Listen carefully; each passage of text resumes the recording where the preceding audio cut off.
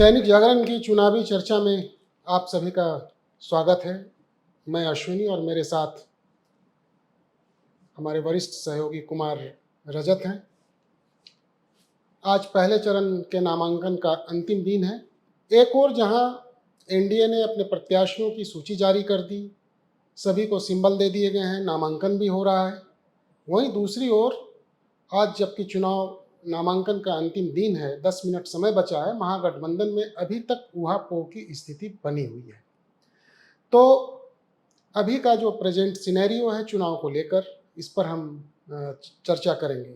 जी क्यों रजत, आपको क्या लग रहा है कि एक और एनडीए नामांकन शुरू हो चुका है, उनके बड़े नेता चुनाव मैदान में उतर चुके हैं। कल योगी आदित्यनाथ उत्तर प्रदेश के मुख्यमंत्री, मध्य प्रदेश के मुख्यमंत्री, छत्तीसगढ़ के मुख्यमंत्री, दिल्ली की मुख्यमंत्री, मतलब भाजपा की एनडीए फोल्डर की पूरी टीम यहाँ पर मौजूद थी और जगह जगह अपने प्रत्याशियों के नामांकन में नेता शामिल हुए। दूसरी ओर महागठबंधन में अभी तक यही स्पष्ट नहीं हो पा रहा है कि ये जिच समाप्त हो गया या नहीं हुआ। मुकेश सहनी जो वीआईपी के सर्वे शर्मा हैं और उनको लेकर ऊहापोह की जो स्थिति थी, वो कल देर रात तक जो है वो स्थिति बनी रही। 3 बार उनके प्रेस कॉन्फ्रेंस की कॉल आती है और वो अंततः प्रेस कॉन्फ्रेंस रद्द कर दी जाती है। जी फिर देर रात ये सूचना आती है कि नहीं सब कुछ सही हो गया। फिर पता चलता है कि अभी भी जो है मामला अटका हुआ है। आज पता चलता है कि मुकेश सहनी स्वयं नामांकन नहीं कर रहे हैं, उनके भाई जो है नामांकन कर रहे हैं। एक जगह आरजेडी से के जो कैंडिडेट थे उनसे सिंबल ले लिया गया। मोहम्मद अफजल, क्या नाम है उनका, अफजल अली, उनसे सिंबल ले लिया गया, तो वो बागी उम्मीदवार के रूप में मैदान में जो है वो खड़े हो गए हैं। तो जब चुनाव का समय है तो एक पूरी व्यूह रचना होती है और उस हिसाब से रणनीति बनाकर प्रत्याशी दल चुनाव मैदान में उतरते हैं। नहीं, क्या नहीं लग रहा है कि ऐसा लग रहा है कि जैसे एक बिखरा बिखरा सा कहीं कुछ नहीं, जबकि आज सारे नेताओं को यहाँ पर होना चाहिए था, एक जनता के बीच एक संदेश दे जाता। तो अभी तो पूरा कार्यकर्ता और जो उनके समर्थक हैं उन्हें ही समझ में नहीं आ रहा है कि यहाँ से कौन उम्मीदवार होगा। बिल्कुल, आप सही कह रहे हैं सर। हम लोगों ने कल भी इस पर चर्चा की। एनडीए ने 3-4 दिन पहले घोषित कर दिया और बाकायदा उनमें एकजुटता दिख रही है। नॉमिनेशन भी हो रहा है, तो जैसा आपने कहा कि जो क्राफ्ट होता है, पूरी तरह ड्राफ्ट किया जाता है, जो कि किस तरीके से कैसे स्टेप बाय स्टेप चरणवार जो है क्या क्या प्रोसेस होगा। एक बार पहले सीटों की घोषणा होती है, उसके बाद प्रत्याशी धीरे धीरे अनाउंस किए जाते हैं, फिर नॉमिनेशन शुरू होता है, उसमें अलग अलग जगहों के राज्यों के सीएम, ये एक जो रणनीति होती है जिसके लिए बीजेपी जानी जाती है कि हर जगह अलग अलग पॉकेट्स में ये सीएम पहुंच रहे हैं और एनडीए की एकजुटता दिख रही है।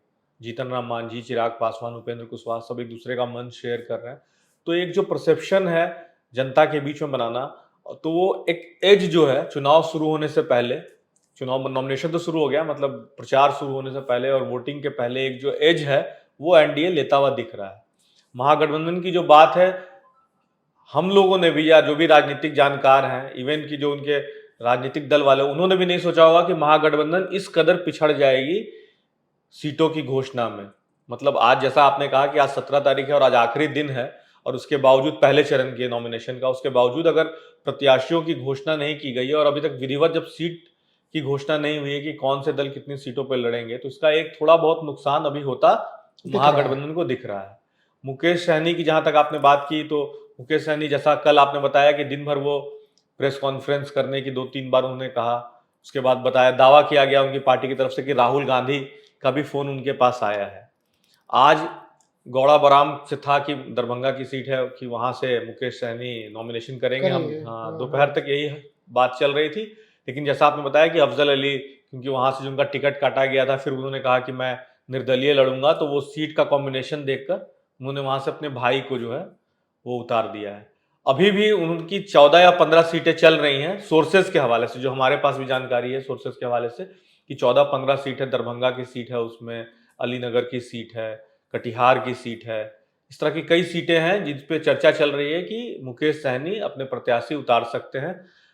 एक कारण मुझे लगता है कि महागठबंधन में देरी का और खासकर वीआईपी की सीटों को लेकर है कि उनकी ज्यादातर सीटें जो है वो दूसरे चरण की हैं। तो अभी हम लोगों को लगता है कि 1-2 दिन और इंतजार करना पड़ सकता है, क्योंकि उसकी तारीख 20 है। तो जो था कि कम से कम आज हो जाएगा, तो अगर उनकी अधिकतर सीटें जो दूसरे चरण के चुनाव की दिख रही हैं, तो हमें लग रहा है कि 1-2 दिन हम लोगों को और इंतजार करना पड़ सकता है। या 20 को दिवाली हो सकता है, दिवाली के दिन ही सारे पत्ते खुले।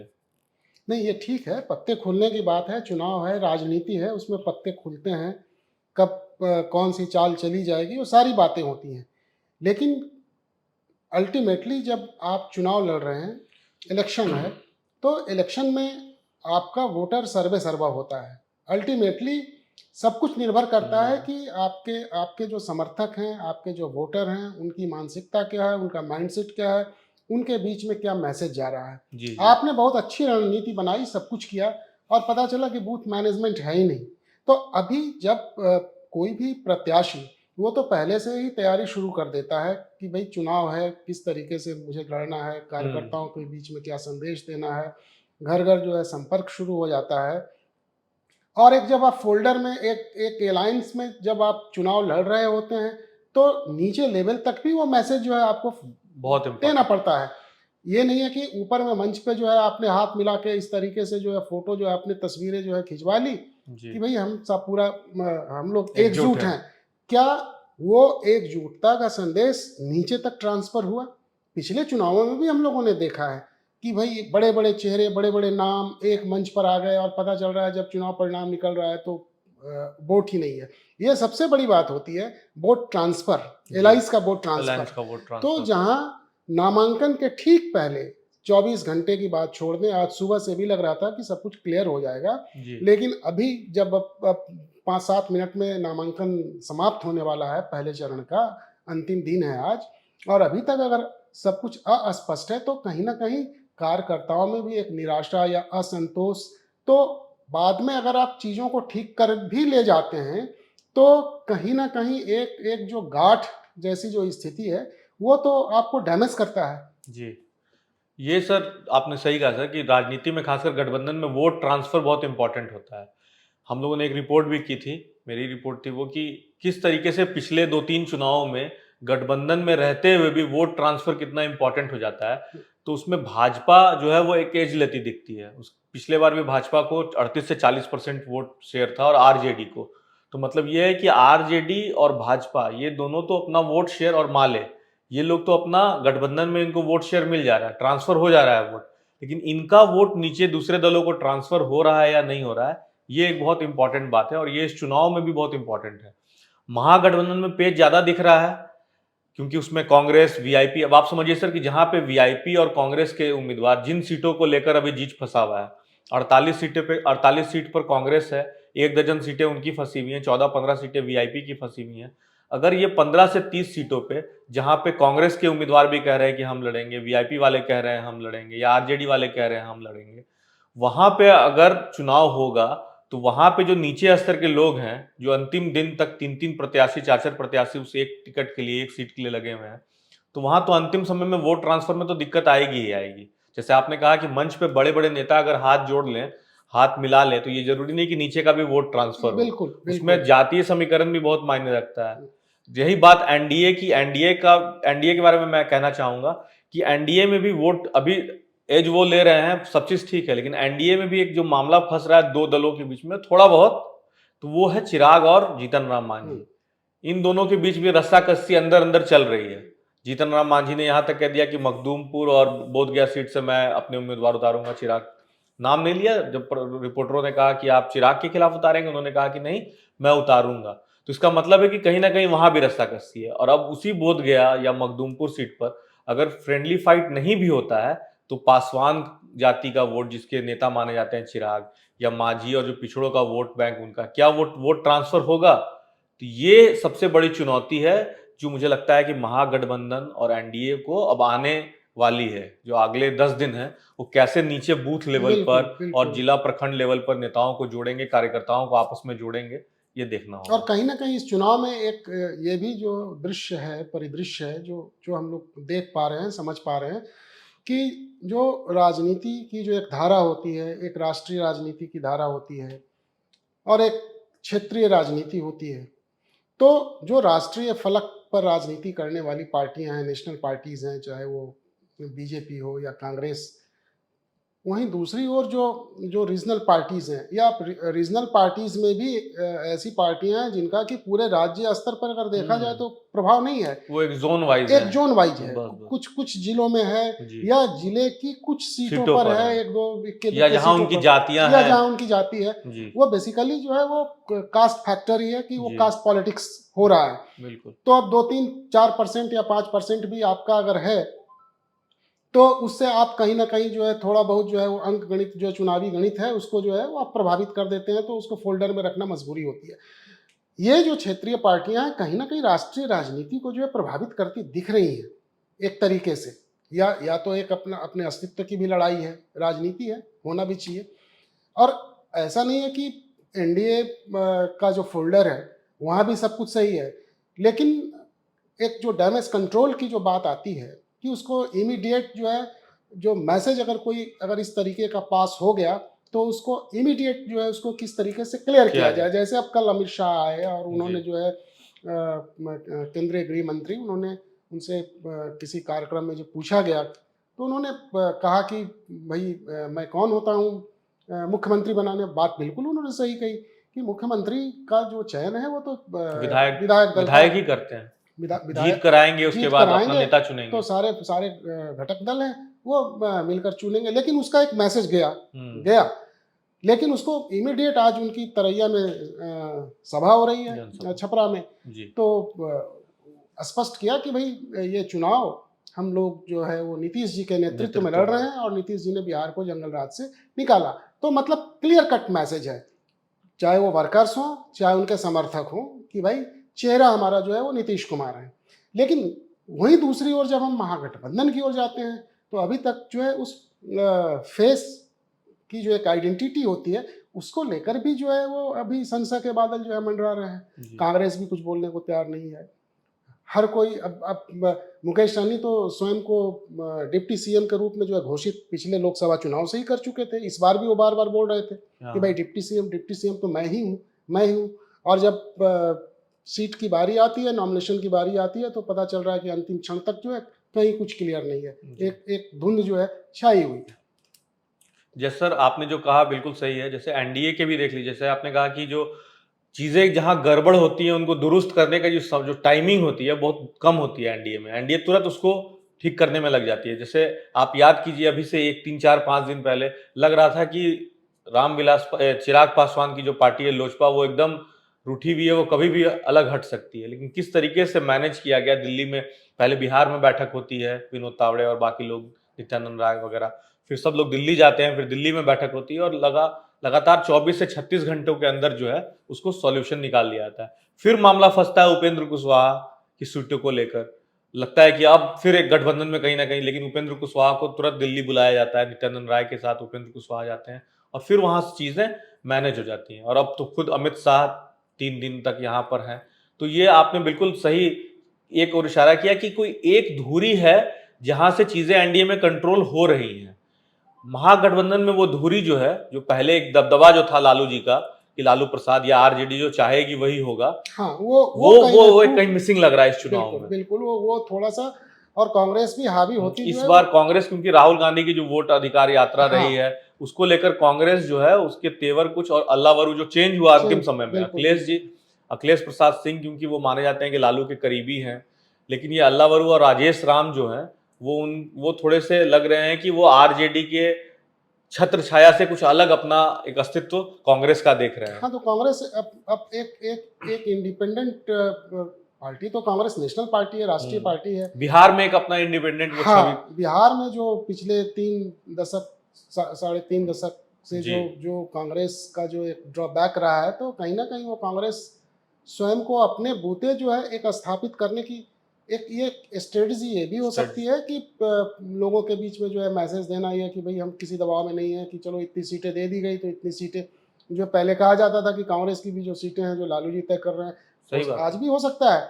लेकिन अभी जो एक मैसेज देने का प्रयास है कि ऐसा नहीं है, वो डिसीजन जो है वहाँ से लिए जा रहे हैं। लेकिन कहीं ना कहीं इसका एक जो निगेटिव इम्पैक्ट कह सकते हैं कि चुनाव के समय में विशेष रूप से, तो क्या ऐसा नहीं लग रहा है कि वो अभी अभी तो दिख रहा है, अब आने वाले समय में किस तरीके से उसको अब चेंज करते हैं, सभाएं होंगी, फिर लोगों का क्या रुझान होता है, ये सब तो अब 2-4-5 दिनों में तय होगा। लेकिन आज की जो तारीख है, आज की जो तिथि है, उसमें क्या लग नहीं रहा है कि इसका एक एक कहीं ना कहीं एक नकारात्मक नुकसान ये जा रहा है? नुकसान है, और वो जो कहा जाता है मनभेद और मतभेद वाली चीजें, हम्म, वो नजर आ रही है, और वो इतनी आसानी से दूर नहीं हो नहीं सकता हो है। सकती हैं। अब चुनाव जब आएगा, अब ये है कि 2 से 3 दिन की बात है, उसके बाद जब चुनाव आएगा तो किस मुद्दों को लेकर वो आगे बढ़ते हाँ, ये हैं, महत्वपूर्ण है। ये बहुत महत्वपूर्ण हो जाएगा। ये महत्वपूर्ण है कि जैसे कि आज से इनकी, कल से ही इनकी सभाएं शुरू हो गई, जी एनडीए के नेताओं की नामांकन सभा जो है शुरू हो गई।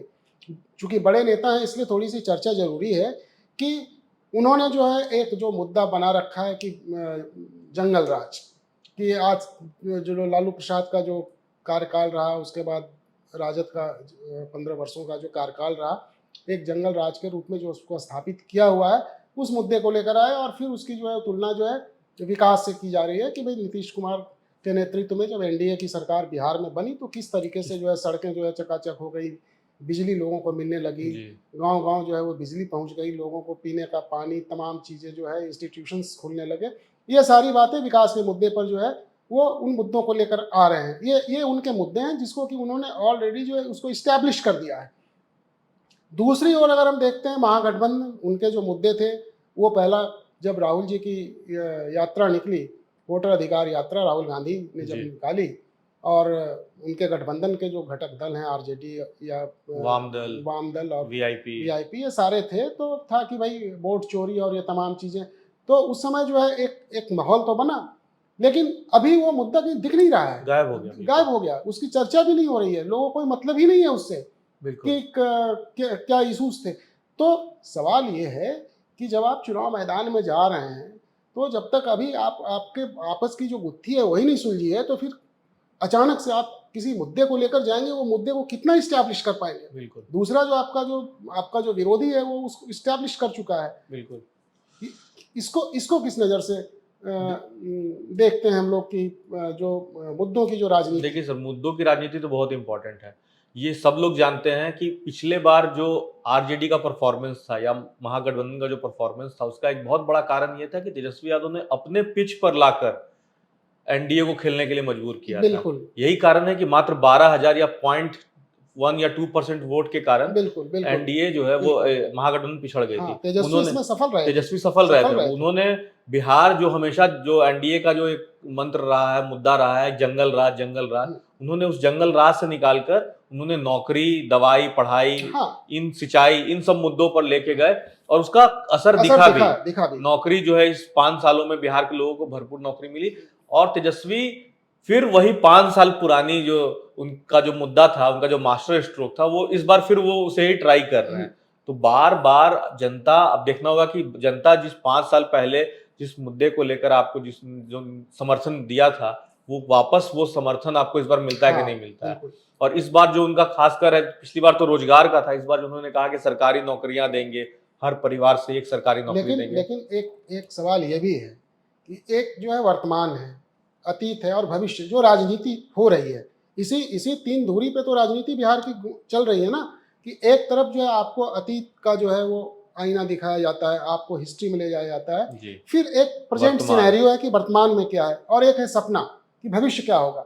तो सवाल यह है कि जो वर्तमान में हो रहा है और एक भविष्य के सपने हैं, ये बहुत बड़ा चैलेंज है कि क्या वो जो भविष्य के सपने जो दिखाए जा रहे हैं, वो जो वर्तमान में हो रहा है या हो चुका है, क्या उस पर वो भारी पड़ेगा? भारी पड़ेगा। ये बहुत महत्वपूर्ण है, बहुत महत्वपूर्ण है। और खासकर वो उनकी जो घोषणा है, उसकी जो गतिविधियां हैं, और जो उसका जो ये कैसे वो पूरा करेंगे, जो उसका टेक्निकल इशू है, उस पर भी कई सवाल उठ रहे हैं। अमित शाह ने भी कल कहा कि 12 लाख करोड़ या कितनी करोड़ की राशि कहाँ से आएगी, हर घर से एक को नौकरी देना, उतनी जॉब कहाँ से, पद कैसे सृजित किए जाएंगे। तो ये इस बार कुछ पहले ही तेजस्वी की जो घोषणा है, वो थोड़ी आशंकित लोग इस दिशा में है। तो ये जो हम लोगों ने जो चर्चा शुरू की या जो चीजें हो रही हैं, इसलिए कि ये चुनाव की घोषणा के बाद जो है प्रत्याशियों का चयन, सीटों का बंटवारा, लोगों को कैंडिडेट्स को सिंबल देना और फिर आपके मुद्दे।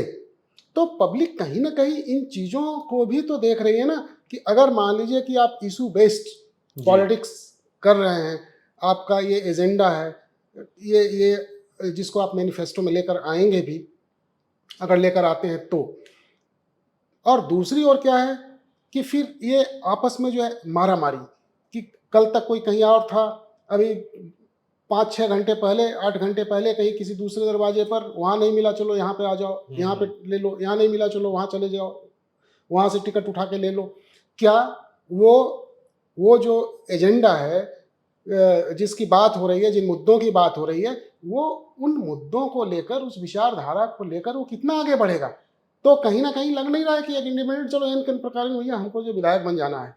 पब्लिक के बीच में एक मैसेज ये भी जाता है कि भाई ये तो लड़ाई जो है ये अपनी लड़ाई हो रही है, आम जनता की लड़ाई नहीं हो रही है।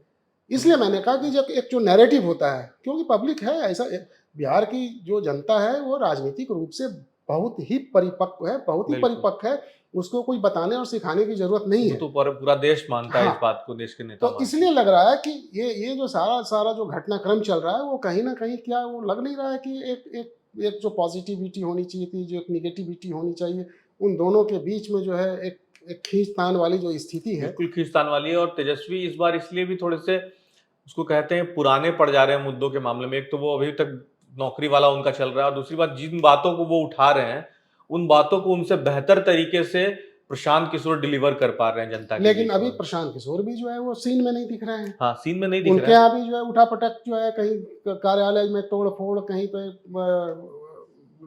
आरोप कि भैया हमसे कार्यकर्ता बनवाया गया, ये और लास्ट मोमेंट में जो है वो टिकट से वंचित कर दिया गया। खैर ये सब चलता रहता है। तो जितनी सर उम्मीद बंधाई जाएगी, विरोध उससे ज्यादा उतना ही विरोध भी होगा।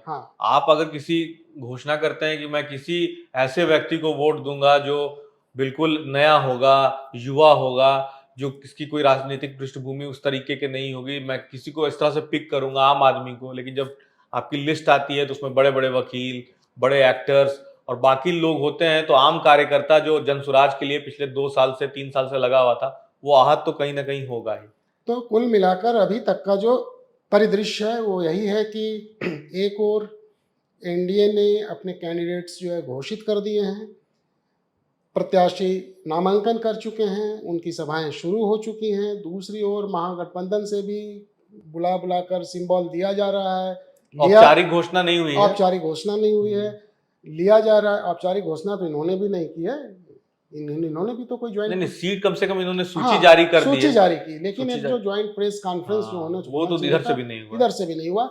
इस बार का ये एक बड़ा जो है वो रस्साकसी एक सीट को लेकर कि जो पिछले चुनाव में कम से कम आते थे, तो ये चीजें रही हैं। अब आगे देखा जाए सेकंड फेज में क्या होता है, चीजें आगे चलेंगी।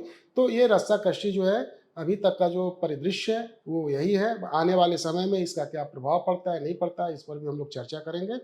हमारे दर्शकों का बहुत बहुत धन्यवाद, शुक्रिया।